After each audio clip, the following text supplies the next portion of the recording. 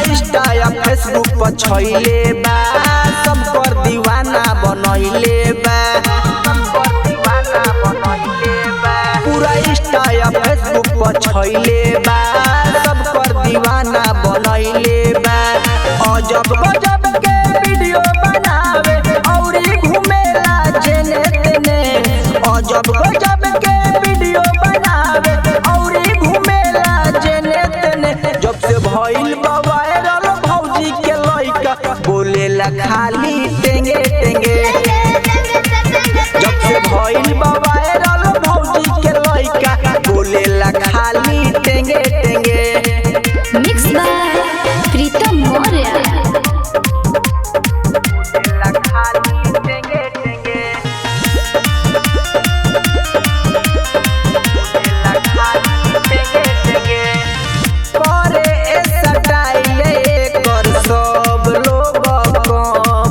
social media पर नया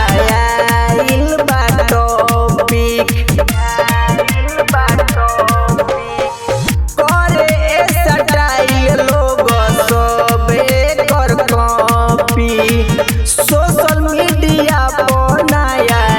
आइल बा टॉपिक जाएंगे मिले जाला लुकाई भागे लगेला जेने तेने जाएंगे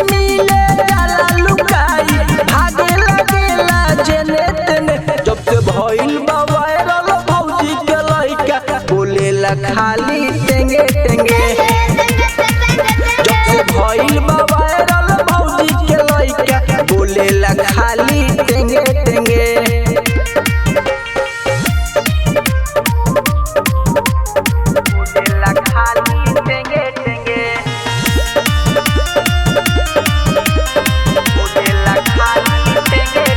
पहले बात हमाल नहीं सर बबाल हो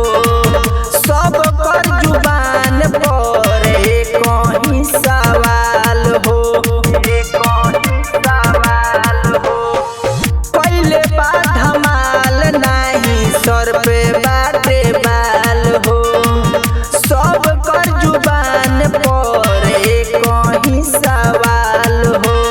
प्रेमी जितेंद्र प्रीतम के लेके घूमे लगेला जेने तेने